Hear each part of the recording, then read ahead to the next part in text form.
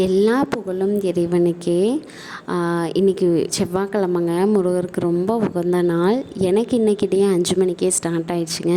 காலையில் எழுந்திரிச்சதும் வீடு ஃபுல்லாக க்ளீன் பண்ணி மாப் பண்ணி விட்டுட்டு, வாசல் தெளித்து கோலம் போட்டுட்டு, நிலவு வாசலுக்கு மஞ்சள் குங்குமம் எல்லாமே வச்சு கோலம் அங்கேயும் நிலவு வாசல்லையும் கோலம் போட்டுட்டு, அதில் சரவண பவா ஓம் அந்த மாதிரி நான் எழுதுவேன். எங்கள் வீட்டில் வந்துட்டு இன்னும் போர்ட்டிக்கு முன்னாடி எதுவுமே போடலைங்க. அதனால் வாசப்படியில் தான் இன்றைக்கி சரவண பவா அப்படின்னு எழுதியிருக்கிறேன். நேற்று திங்கக்கிழமை பூ வாங்கிட்டு வர மறந்துட்டேங்க. அதனால் நம்ம வீட்டில் என்ன பூ இருக்கோ அதை வச்சு இன்றைக்கி சாமிக்கு அலங்காரம் பண்ணிடலாம் அப்படின்னு வீட்டில் இருக்கிற பூ செம்பருத்தி பூ வச்சுருக்கோம். இது என்ன பூன்னு தெரியலை, ஆனால் வாசனையாக இருக்காது, பட் கலர்ஃபுல்லாக இருக்குங்க. ஒரு செடி வச்சாவே நம்ம மலைக்கு இப்போ பெய்கிற மலைக்கு நல்லாவே கடகடன்னு வளர்ந்துடும், நிறைய பூ கொடுக்கும்.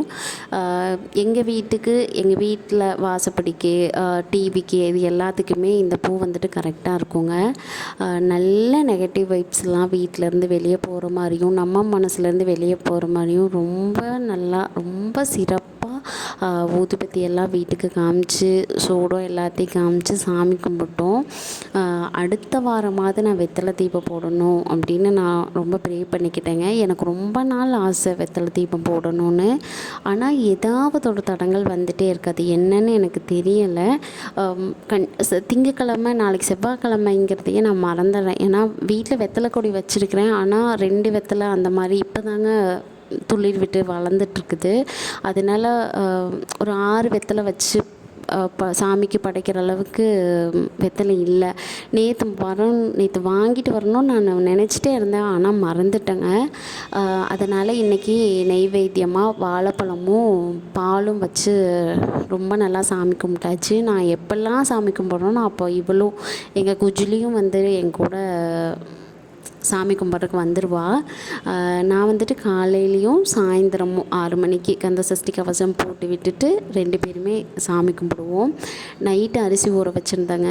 நம்ம வீட்டில் கிரைண்டர் இல்லை, அதனால் அதை எடுத்து கடையில் கொண்டு போய் கொடுத்துட்டோம்னா அவங்க ஆட்டி வச்சுருவாங்க.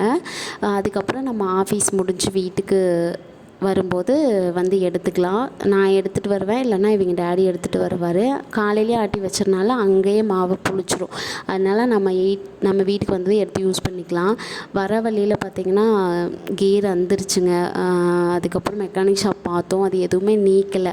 அப்படியே அவர் ஃப்ரெண்டு வந்திருந்தார் நித்தீஷனா, அந்த அண்ணா அப்படியே எங்களை டோ பண்ணி விட்டு கடைக்கு சர்வீஸ் பண்ணுற இடத்துக்கு வந்துட்டேங்க. அதுக்கப்புறம் கியர் ஒயர் போய் இவங்க 2 பேரும் வாங்கிட்டு வந்து போட்டு ஆஃபீஸ்க்கு வந்துட்டோம். டாட்டா.